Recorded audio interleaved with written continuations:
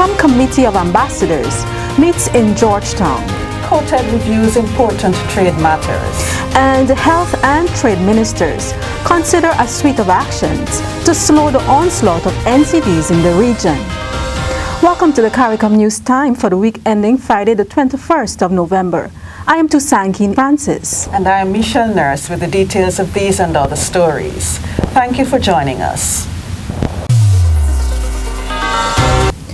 The tool designed to measure the results of regional integration and the development of a new community strategic plan were in focus when CARICOM Committee of Ambassadors met last week.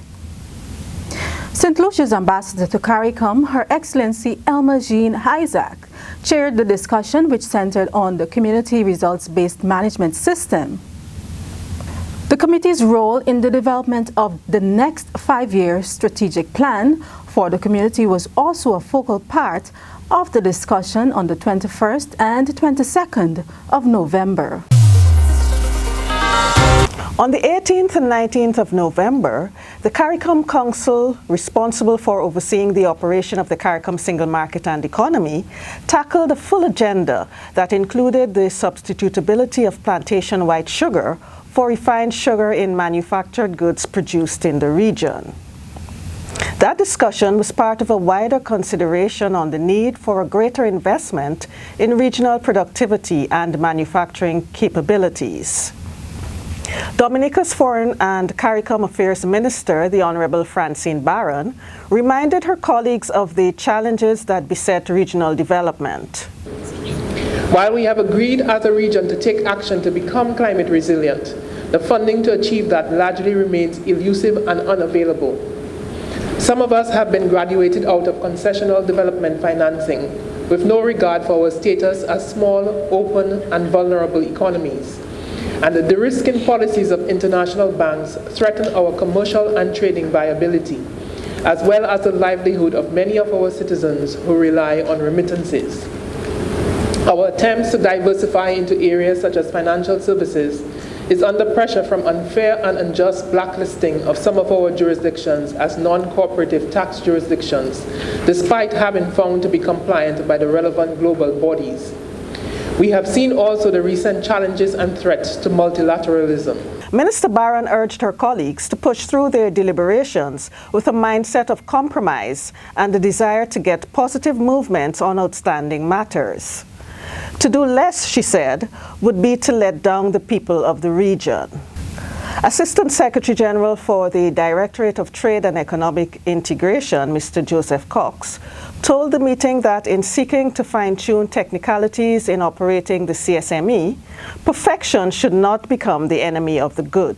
To quote the words of Prime Minister Motley of Barbados, the regional integration process must make a definable difference and be citizen-centric. If this regional construct is to achieve its objectives, our people must feel the results in their practical day-to-day lives. This is why a major part of our agenda continues to be the deepening of the CSME, with much of the focus being on the instruments that allow for the movement of CARICOM nationals for purposes of both business and pleasure. While it is recognized that there are technicalities to be sorted out, we should not let perfection become the enemy of the good and be guided by the age-old axiom that individually we may go fast, but together we will go far. The actions of the COTED and other regional and national bodies in this regard are therefore crucial to meeting the goals of people-based integration. You can find the remarks Minister Browne and ASG Cox delivered on the CARICOM news site today.caricom.org. Instead of transmissible diseases, non-communicable diseases such as diabetes, heart disease, hypertension, and stroke are now the leading causes of deaths in the region. This was the context set for CARICOM Ministers of Trade and Health at the start of their historic joint meeting on issues that are critical for a healthy regional population. We have made some progress over the years in addressing NDCs, but there's still lots more to be done. We have worked with several stakeholders, probably mainly so with health, but there is a recognition that this must be done with inter-sectoral collaboration, and especially with the trade and industry sectors of our community, and hence this meeting. The meeting examined issues pertaining to the economic cost of NCDs and the risk factors for mortality and morbidity from them. There is no doubt that the greatest threat facing the Caribbean is NCDs, as was identified in 2007 in Trinidad when the declaration, the Port-of-Spain declaration was made. We're here today because we recognize that the fight against NCDs needs strategic alliance. We cannot succeed unless we formulate a strategic alliance with trade as part of the structure of fighting this crisis. In a grave warning to the meeting, Dr. Joy St. John, Executive Director of the Caribbean Public Health Agency, CARFA, told Ministers of Trade and Health that the quality of life in this beautiful geography, that is the Caribbean, is much diminished by NCDs.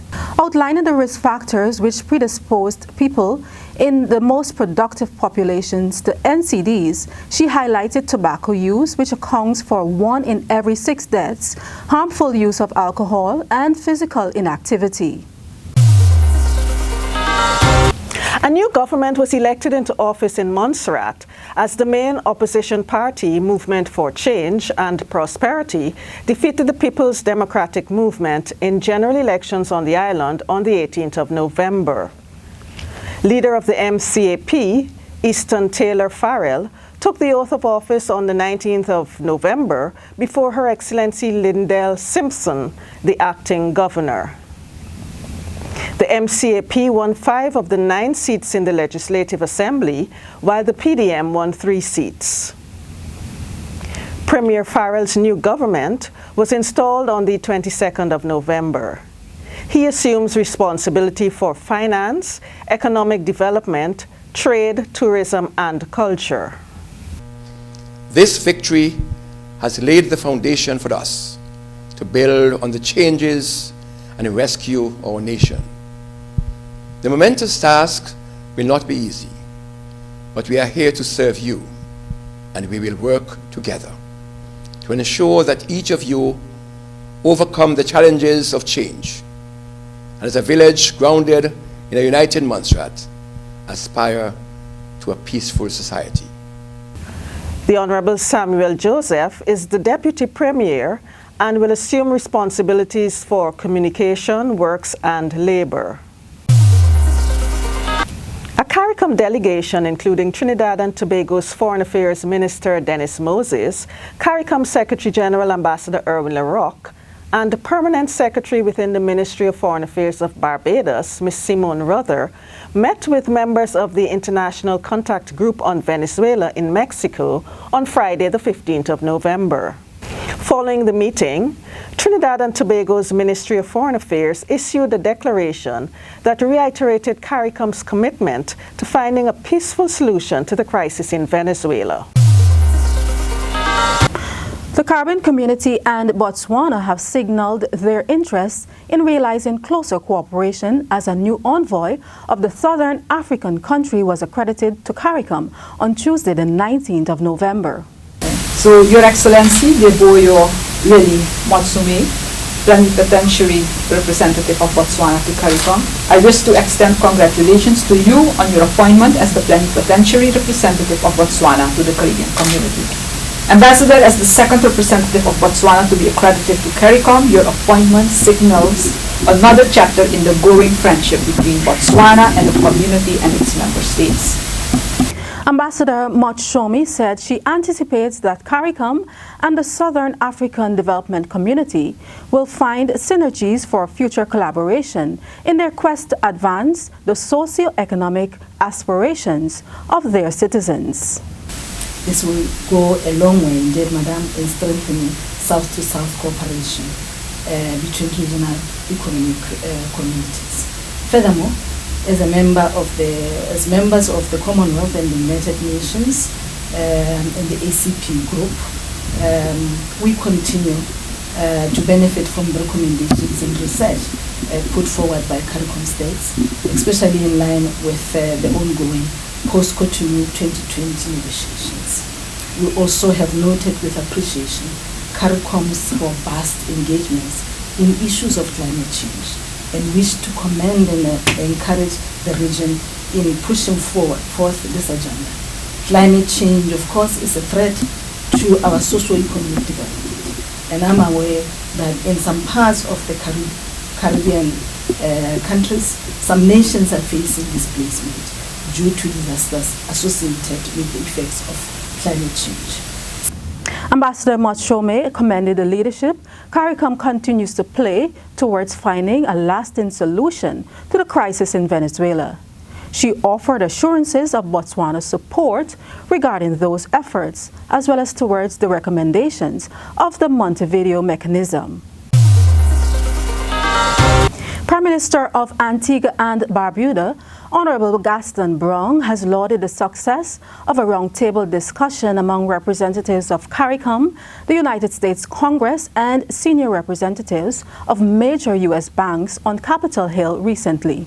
The community's chief advocate for correspondent banking told the Capitol Hill representatives that the Caribbean region has been unjustly targeted, as out of the $26 billion imposed worldwide for fines for non-compliance with money laundering, not one bank was located in the Caribbean. Prime Minister Browne told the U.S. representatives that the withdrawal of correspondent banking relationships also poses a serious threat to the CARICOM-U.S. trade relations, which totaled over $13 billion last year in favor of the U.S. A release from the Antigua and Barbuda GIS said that representatives of U.S. banks offered a number of helpful proposals to address the issue. Even as they acknowledged the role correspondent banking relationships play in the global trade and investment climate, they also noted the need to overcome challenges posed by the regulatory environment in which banks are conscious in their decision-making of the severe penalties for incidents of money laundering and terrorism financing. As CARICOM Energy Month winds down, winners of the Guyana Solar Challenge 2019 competition collected their prizes at the ceremony at the CARICOM Secretariat in Georgetown, Guyana on Monday, the 18th of November. Renuka Pasod won the first prize for her self-animated video, which highlighted the benefits of using solar power and the steps that Guyana is taking towards the use of renewable energy. She won $100,000 in the competition that was open to youths in Guyana between the ages of 12 and 26. Josiah Mentor won the second prize, rapping about the benefits of renewable energy, while Omari Joseph and Esther Watson won third and fourth prizes respectively. Omar wrote a humorous piece titled Hot Sun and Blackout, while Esther, like Josiah, chose the genre of rap music to share her perspective on the renewable energy landscape in Guyana. A multi-agency collaboration, the Guyana Solar Challenge was a national competition to engage and educate youth nationwide about the benefits of renewable energy. Young people were asked to harness their creative energies to raise awareness about renewable energy, specifically its potential to deliver long-term economic benefits, reduce harmful environmental impacts, and increase energy security and independence for Guyana. We leave you with a sampling of Josiah's piece titled The Sun is Out, Wake Up. So the exhaust pipe, if they were to go renewable, is take supply, and the people in the hinterland can fertilize, and we save the atmosphere from being fossilized. Maybe we consider planet so we save our lives up from the top. We consider take a stop, fix the laws and the clause, and consider our call the president. It's a personal message from the resident. Help the people change their way of life for a better man got to survive. Look to the sky, now the bird or a plane burning and how with extreme and supreme power to gain. The sun has enough to give with it the power to give me a hearing. Okay. For more stories, you can visit the CARICOM news site at today.caricom.org or the CARICOM website at caricom.org. Like us on Facebook, follow us on Twitter, and be sure to subscribe to our YouTube channel. See you next time.